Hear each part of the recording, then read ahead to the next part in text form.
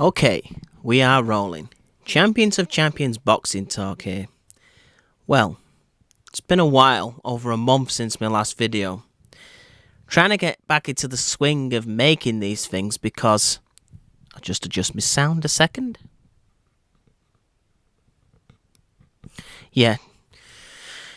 Because the sport sometimes it really does disappoint you, doesn't it? You know, it's not really a straightforward sport like the others. You know, you get corruption, bad decisions, bad calls. We don't get the fights we want to see when we want to see them, etc. You know what I'm going on about as a boxing fan. Probably you're another boxing fan listening to me nodding your head thinking, yeah, we know all about that stuff. And I think it's here to stay because there's so much money in the sport that when there's money involved, well, strange things can occur. Suddenly what seems straightforward becomes a puzzle, doesn't it? But let me start tonight's video by first congratulating Roy Jones Jr. on his retirement and a great career in the sport. Doing what he did is astounding. When I agree with Hatman Strikes Back on this point. A lot of people laughed at Roy Jones when he won the heavyweight world title against John Ruiz. And I'm not going to try and tell you that John Ruiz is Lennox Lewis, Joe Louis, and Muhammad Ali rolled into one. I'm not suggesting that. But he was a damn good fighter, John Ruiz. You know, I think it took David Haye in his prime 10 to 11 rounds, I think it was, to beat John Ruiz. And we know David Haye has very fast hands, you know, massive punching power, hits as hard as anyone, just a haymaker. Took him 10 rounds to finish past his prime, John Ruiz, right? Roy Jones went up all that weight. Basically, Roy Jones at one point was fighting at middleweight. He eventually, 4 weight classes later, become the heavyweight champion of the world, beating John Ruiz. Now, a lot of people, again, say, well, it was John Ruiz. Well, if it was so easy, why, and again, I agree with Hatman here, why is Billy Joe Saunders not now heavyweight champion of the world? He's a middleweight. Do you see what I'm saying? Why is Gennady Golovkin, who's a terrific fighter, I'm taking nothing away, but once again, I agree with Hatman. Why is he not heavyweight champion of the world? I'll tell you for why. Size does matter. Roy Jones, obviously, if he was the same size as John Ruiz, he would have blown John Ruiz out of orbit. Literally. Right? But the equalizer is size. John Ruiz had that. But the greatness of Roy Jones managed to overcome it. You're talking about potentially a difference between a 160-pound fighter when Roy fought there, right? Coming from that weight, the difference is like 40 pounds to a small heavyweight who's 200. You know, it's a big distinction. And Roy pulled that off. 66 wins in his career. He was against the right guy last night in his final fight. And at times, you know, the hand speed, the reflexes, he was showing glimpses of what Roy Jones truly is all about. But it is time to call it a day. Roy was spending, shall we say, too much time on the ropes. And luckily it was with the right opponent. Because Roy doesn't have those legs anymore. And the danger is, for Roy Jones, he's not Floyd Mayweather up against the ropes. He isn't. He's not going there as a strategy. He's going there at times, I believe, because he has to. But he was way too classy for this guy. He was dodging punches. He was using a fantastic jab. Again, the power is still there, but the killer instinct against a guy 19 years younger is gone. And we've seen that with other legendary fighters. The parallel with Roy Jones and, say, Manny Pacquiao, he gets the same criticism. Oh, well, he beat Margarito at a catch weight of 150 pounds to win his 8th division world title. Well, if that's not such an achievement, why's Adrian Broner not done it? Why's the rest of the boxing world not done it? Why is he the only man in history to do it? And for the foreseeable future, who's going to win belts in 9 weight classes? So Roy Jones and Manny Pacquiao, people say, oh, well, they only beat this guy. They only beat that guy. Well, if it's so easy, you go and do it. Get your favourite fighter to do it. I'm telling you, they won't. They won't. We've seen other good fighters, haven't we? Right? That some people got carried away about and sort of considered the Roy Jones of this era, the Pacquiao or Mayweather of this era. You get an Amir Khan. He tried going up just 2 weight classes against Canelo and got flattened, didn't he? Was boxing well, but he couldn't do what Roy or Manny could do.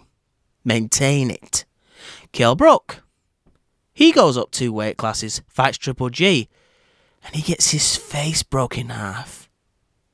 And he didn't get his face broken in half because Kell Brook lacked skill. It was the strength and the size, because it counts. So what Roy Jones did at his prime is astounding. He managed to overcome, as I say, tens of pounds worth from where he begun to where he made his best achievement. Right? The comparisons this week.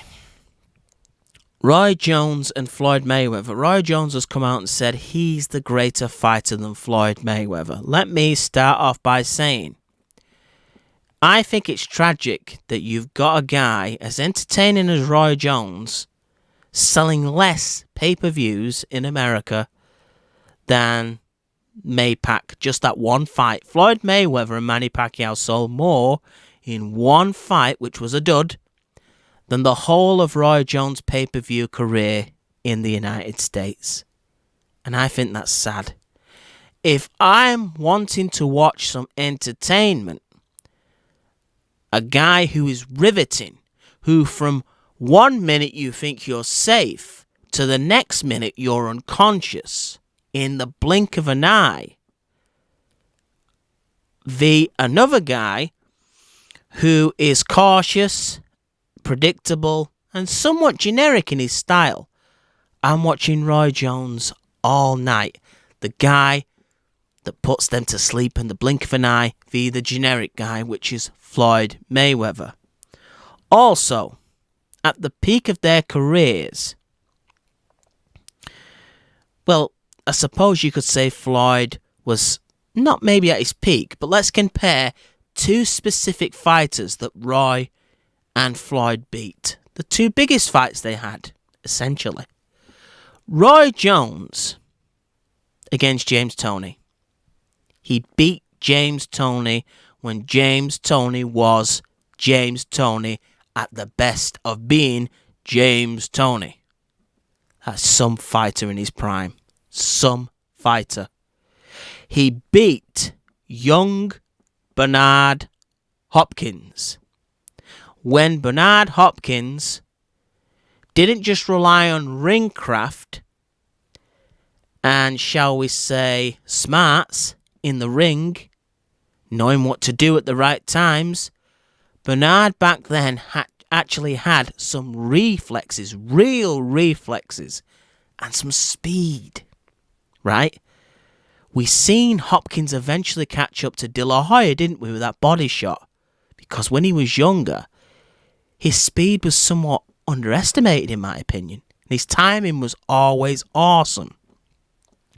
Roy Jones beat a young prime Toney and Hopkins unanimously. Unanimously, right? Let's fast forward to Floyd Mayweather. Young Floyd, shall we say the peak of the money, well, no, the peak of the pretty boy version of Floyd Mayweather, the Oscar de la Hoya. And Oscar was past his prime. It was a split decision and a close fight in many people's eyes, right? That's one of Floyd's biggest fights. Let's fast forward again. Floyd Mayweather v. Manny Pacquiao. Floyd beats Manny Pacquiao. Unanimous decision. But loses rounds to Manny. He did lose some rounds in there, Floyd. He did take that left hand sometimes, and to win the fight was on the defensive. Don't blame him. But this isn't Manny Pacquiao at his prime. It isn't. Now, I'm not going to go into the politics of why that fight didn't happen. I don't know. I was not at the negotiation table. All I know is they did not fight as young, primed boxers. So, put it this way. It was harder for Roy Jones to beat Tony and Hopkins when he did than it was for Floyd Mayweather to beat De La Hoya and Pacquiao. Without question. When Hopkins lost to Mr. Jones, Hopkins was a better fighter then, pound for pound, than De La Hoya was when he faced Mayweather. James Toney was a better fighter at the time that Roy Jones beat him than Manny Pacquiao was when he fought Floyd Mayweather. Am I saying that Hopkins and James Toney are better than Pacquiao and De La Hoya? No, I'm not saying that. Prime Pacquiao and De La Hoya, they're beasts, right? Pacquiao is probably the best of that four at his best, in my opinion. But nonetheless, that was a slightly weakened version of Pacquiao. And as I've said, Toney and Hopkins at that point were better than Pacquiao because they were at the prime, Manny wasn't. Right? So let's clear that up. But all in all, I'm going to be fair here. Roy Jones, to me, as I've said, for entertainment value, is the better man. No question. From my eyes. I don't know about you, but from my eyes, it's Roy Jones all day. That's who you sit down and eat the popcorn to watch. No question. But Floyd's career overall is better. And Floyd, and I agree with Richard Dwyer on this, Floyd made adjustments and amendments to his style as his career went on that Roy Jones didn't. When Roy Jones's reflexes were beginning to fade, because I call him a super athlete, that's what he is. Same as Pacquiao, super athlete. Same as Lomachenko, super athlete. But I think Manny actually made more adjustments than Roy did. But when the reflexes of Roy Jones started to dim and he suffered a few heavy knockouts, he was still in my book at times fighting the same way. Where you couldn't say Pretty Boy and Money Mayweather fought the same way. They didn't. There were differences. Pretty Boy Floyd Mayweather would have gave Manny Pacquiao a chance. A chance to beat him. Why? Because Pretty Boy liked to engage and throw punches more. And you know what happens when you throw punches? You're exposed to punches coming back, especially when you've got one of the best offensive fighters of all time in front of you. One mistake and you dropped v. Manny Pacquiao. But Floyd now, or the end of Floyd's career, was low volume, defensive, accurate. He may have only threw so many shots in a fight, so many right hands. So many shots to the body, but you noticed they were all timed to near perfection. No shots wasted. Very minimal punches taken. Right? So, Floyd, as I said, has got what Roy Jones had to an extent in terms of athleticism, speed, footwork, phenomenal. Hand speed, phenomenal. Uses them in a different way. But he's got an analytical, intelligent mindset on top. He just doesn't rely on his God-given talent, shall we say. Roy Jones did in his prime, but when the God-given talent was taken from him with age, which happens to us all, Roy fought on as if it was still there, and it wasn't. And I agree with Richard Dwyer. You should really watch his video. Sometimes I don't always agree with him. I'm not saying prime for prime. Who wins? Roy Jones and Floyd Mayweather. If they were the same weight, I can't call it prime for prime. But there's more to do with judging fighters and where you place them in the all-time great list than just prime for prime. Roy in his prime and past his prime, he's been on a winning streak after having a devastating knockout to Enzo McAnally a few years back. Roy he can still fight, just nowhere near the level that he used to be able to. And of course, the opponents have been selected well, but still nonetheless, he's won 4 fights in a row. So he's gone out on a high, in my opinion. But Floyd, he's not the package I would like to watch in terms of boxing. That came out wrong, didn't it? But he's the total package in certain aspects. I would say of the last 20 to 30 years, one of the most deadly guys to stop defeating you in the blink of an eye is Roy Jones. The hand speed and the reflexes, it could come at any moment. You think you're safe and he's like a black widow. The poison hits and you collapse. He's the most difficult guy, I think, to time when he's going to strike and to defend against it.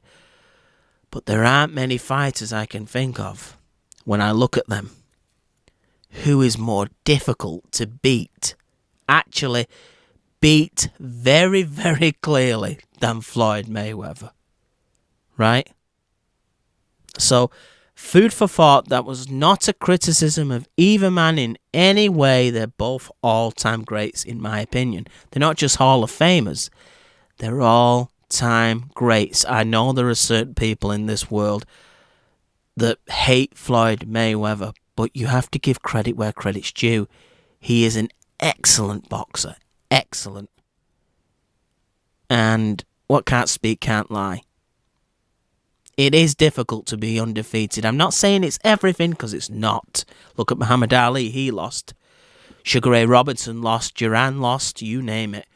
But they talk these days about it being so easy to be undefeated. It is for some of the fighters now, because let's face it, they are being matched very, very generously with certain opponents. But just look at Floyd Mayweather's resume, and you tell me that there are not fighters on that list that couldn't beat even the best of them on a given day. And Floyd has managed to come through them all. Bar Castillo, that I think he lost. But aside from that, and Marcus Maidana, that was really... But he avenged Marcus Maidana. He avenged Castillo. Aside from them 2 nights... He's kind of like Lennox Lewis. Lennox Lewis, to me, if he doesn't want to get beat, he's very difficult to beat, and you might not do it. Right? That's Floyd. Lennox, to me, is the hardest heavyweight, when I look at him, to beat. Muhammad Ali is the hardest to stop. Lennox, to me, looks the hardest to beat. And Nightmare, Floyd looks the hardest to beat of his era. No question. And as I've said, to come through all of those guys, who many are Hall of Famers themselves, And, alright, some were past their primes. But on a given night, if you fight 10 real great fighters, even if they're past their prime, one might catch you. But Floyd was never caught, was he? And, to be fair, in not all of them fights was Floyd in his prime himself. I'm not going to talk about how the careers ended, because that's silly, because Roy ended at least fighting a boxer. But he's talked about fighting an MMA fighter, hasn't he? So we can't call Floyd when Roy's trying to do the same thing, i.e. the Conor McGregor fight. But for me, I want to watch Roy Jones Jr.'s highlights more than I would Floyd Mayweather's.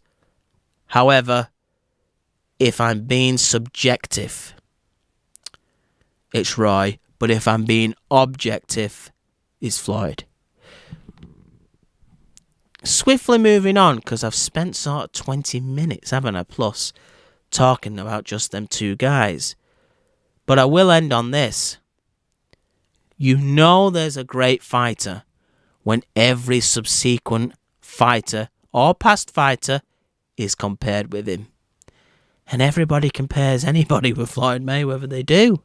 They compare Terence Crawford with him. They compare Roy Jones with him. They compare Lomachenko with him, who's no style relation to Floyd whatsoever. But they do it. Pacquiao is the nearest one to Floyd in that sense, where a guy that throws hands fast suddenly becomes Pacquiao. But when people talk about fighters like that, you know it's a legend. You know it. At one time they were saying, Bob Arum was saying that Floyd could be the new Muhammad Ali. He shook that tag off now, hasn't he? He's Floyd Mayweather. At one time it was, can Manny be Roberto Duran? Now I think sometimes Manny and Roberto Duran fight completely different, but for some unknown reason they put these two guys together in comparison. Now Manny Pacquiao is Manny Pacquiao. Great fighters shake those tags off, and Floyd has done it. He's shaken that tag off. But moving on, we've got a big fight, haven't we, coming up in the super middleweight division. I think it's the semi-final. Young Chris Eubank, father of legendary Chris Eubank Sr., up against St. George Groves. This, to me, is a tantalising fight. I'll tell you for why. There's nothing more exciting for me than wondering, can a young, talented fighter against a guy who's nearly a veteran come of age when it matters? You see Chris Eubank Jr. look fantastic at times. The opponents that are not of the George Groves level, that are not of a Carl Froch level, that are not of a James DeGale level, that are certainly not of a Bundu Jack level, who's improving all the time. You saw him make calculated errors in his fight against Billy Joe Saunders. He started slow, and it cost him the fight. He finished strong, but it wasn't enough. I believe that was down to pure inexperience, pure lack of knowledge, and maybe doubts in his own stamina and fitness to throw volume for 36 minutes. So, in a sense, you've got two guys that have something to prove. And for me, at times, Chris Eubank Jr. throws hooks so wild that he leaves himself wide open to a really good technician and a fighter of real good timing. He seems to have no regard for what's coming back, only for what's going forward. But I have seen improvements from Chris Eubank Jr. He's not doing that as much. And he's fighting now for, at least a good 10 to the 12 rounds. His reflexes are fantastic. I'm not going to say they're Roy Jones reflexes, but he's fast. He's a good puncher. Let me tell you something. The punching power is increasing. I've noticed that in his last couple of fights. I didn't think when he was fighting at middleweight that at super middleweight he would be much bother power-wise to other fighters.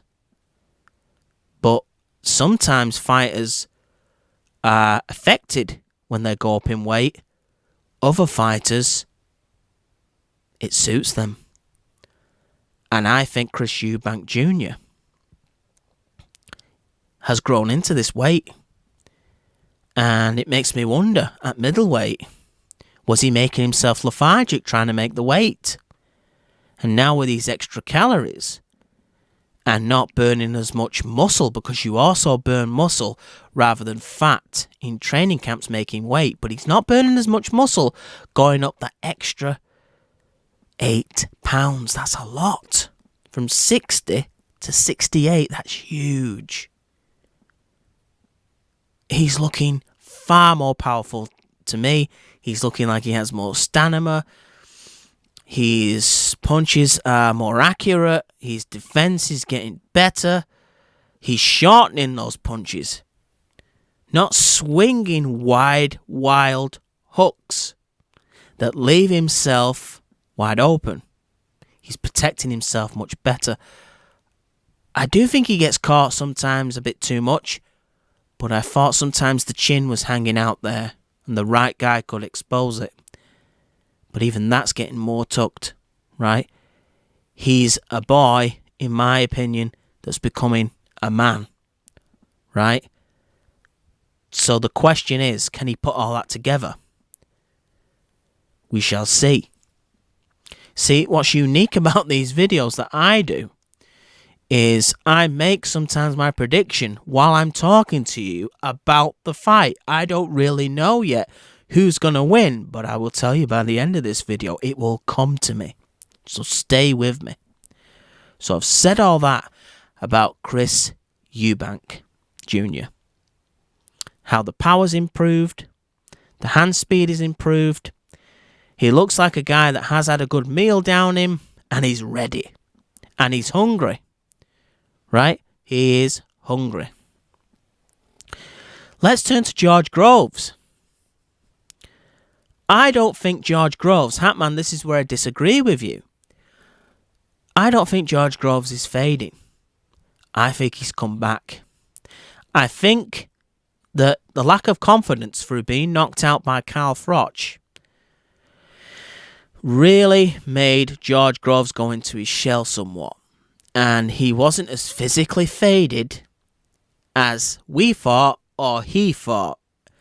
And in subsequent fights, after the Badu Jack fight, he's got his confidence back. And winning that world title will do him the world of good. George Groves is at least as big a puncher as DeGale or Carl Froch or anyone you care to imagine. And he's a sniper, right? He's a fighter, George Groves, where Chris Eubank Jr. cannot afford to make those wild, swinging mistakes, leaving himself wide open. He's an excellent combination puncher, is George Groves. And may I just say this? His jab, that left jab is fantastic. It is fantastic. When he won the world title, Sky Sports pundits were saying at the time, George Groves is being forced on the back foot and being muscled around. No, no, no. This was an instant where George Groves went to the ropes and invited his opponent on purpose, because he's an excellent combination puncher. He's got a great jab. The right hand is devastating, and he was walking that guy on to some hellacious shots, which accumulated with George Groves scoring a knockout, right? George Groves' foot speed, to me, is impressive and is as good now as it was during the James DeGale fight, right? A year ago, I actually thought if there was a rematch between James DeGale and George Groves, this time James DeGale would win. I'm now going the other way again. James DeGale looks haggard. He looks ring-worn, looks shot-worn at times, James DeGale. And tactically, he fights the wrong fight in every fight. George Groves, once again, has got a second wind. He is back. Having said that, here's the issue with George Groves. When he was doing really well v Carl Froch, on both occasions, Carl Froch knew, I think, that George Groves has a limit where his tank's concerned.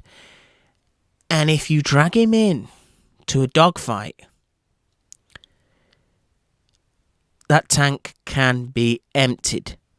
And sometimes when George Groves is getting the better of the chess match, he starts to become macho man in the ring. And he starts trading with the trader. He starts trying to do business as a broke man with the businessman. Right? For some unknown reason, this seems to happen a lot with George Groves, similar to James DeGale, right? So, this is his Achilles heel. George Groves hits harder than anybody Chris Eubank Jr. has ever fought. He's more accurate than any fighter that Chris Eubank Jr. has ever fought. He's got more experience than any fighter that Chris Eubank Jr. has ever fought. He's got a better resume than any fighter that Chris Eubank Jr. has ever fought. But the physical flaws, and I say George Groves looks refreshed and renewed, but when he gets in there with a man that is capable of producing the toe-to-toe battle of Carl Froch again, which Chris Eubank Jr. can do if he uses his speed, volume, and does not give George Groves time.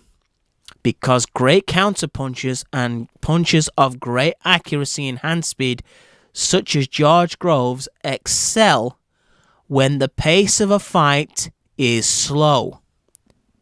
When Carl Froch started, it was like a false start, wasn't it, on the X Factor? Carl Froch in the first few rounds was like still in the changing room. That gave George Groves opportunity galore because Carl Froch was so not there, his pace was slow. And it gave George Groves time to pick and do what he wanted. But as Carl Froch grew into that fight, George Groves experienced problems. And eventually, he became flustered at Wembley in the second fight, lost concentration, and Carl Froch planted that right hand on him and nearly threw him out of the ropes. The power on that shot, but of course George should not have been there. If Chris Eubank Jr. can forget his false start against Billy Joe Saunders, which again could be to do with youth and inexperience at that time, if he can up the pace and maintain the pace, make a good start, and even rounds he loses against George Groves make George feel the heat, make him breathe. I think it's possible that we might see Chris Eubank Jr. make George Groves crack again. I'm not saying Chris Eubank Jr. has a Carl Froch-esque power to him, but he does have combinations in him, and he does have volume now, and he is sustaining his boxing. What he mustn't do, if he gets hit by George Groves, he mustn't be deterred and back off and not follow through with his attacks. Because if he slows down, George will pick him off. George will hit him harder than he's ever been hit. Chris Eubank Jr.'s best form of defense in this fight, for me, is attack. Intelligently, because George likes to pick his shots. George does not like to be throwing at 100 miles an hour, throwing 1,000 punches around. As they say, in the silence, when the action is slow and very little is happening, Chris Eubank Jr. then should be all over George Groves like a rash, protecting himself with that chin tucked, high guard, making George work, firing into the body, slowing George's legs down. He's capable of this. So I'm rounding off here by coming to my prediction for this fight. I'm going to say, and it's very difficult, I wouldn't be surprised if this fight went either way, but I'm going to say it now. I'm predicting that the young man, Chris Eubank Jr., will come of age in the fight on the 17th of February. And I'm thinking a late-ish stoppage. I think he might break George Groves down or outwork him in enough rounds to get the decision. I see George Groves starting well early, but Chris Eubank being reminded to up that pace, otherwise he's going to suffer the Billy Joe Saunders effect again, only worse, because George Groves is so much more of a power puncher than Billy Joe. But I think he will pick up the pace. I think George Groves again will start to become flustered. He will start to feel disencouraged, and eventually Chris Eubank will be winning enough rounds. He will get ahead in this fight, and then George will have to fight his fight a little bit more, and that's where I see George coming unstuck. Late stoppage for Chris Eubank Jr. or unanimous decision, 7-5, 8-5 even. But yeah, I've just come to that conclusion live as I'm making this video. But George Groves is an excellent fighter. I wouldn't be surprised if he pulled it off. I wouldn't be surprised if Chris Eubank Jr., the step up was too much and maybe too soon. I know he's got to get there eventually. But sometimes you could put all the equation together, but when the big moment comes, it can be much harder than you believed it to be. But I'm predicting he will rise to the occasion. Sometimes I think his father is a hindrance to him, but on this occasion, I think his father can be a benefit. In other words, his arrogance, his confidence. Because George Groves, to me, sometimes gets beat in the head as well as in the ring. When he has lost, that has certainly been the case. When he could no longer get under Carl Froch's skin, it was game, set, and match for the Cobra. The Cobra had him then, right? And to a certain extent in that first fight, I believe Carl Froch underestimated George Groves. Chris Eubank Jr. is not going to do that. This is the fight of his career so far. So I'm expecting the very best of Chris Eubank Jr. to turn up that night. And it's going to take a super effort from George Groves to beat that version. So for me, it is Chris Eubank Jr. in a close-ish fight, but he pulls away as the fight goes on. And it starts to become too much. The reflexes, the volume, the youth. He's fresher as well. Don't forget that. He hasn't took the punishment George Groves has. he will put George Groves, in my opinion, back into the dark days of Budu Jack and Carl Froch and nights like that. So, Chris Eubank it is. On that night, as his father would say, his hand will be raised, in my opinion, and then he will go to the final where he gets chance to become simply the best. This is Champions of Champions Boxing Talk, and I'm out.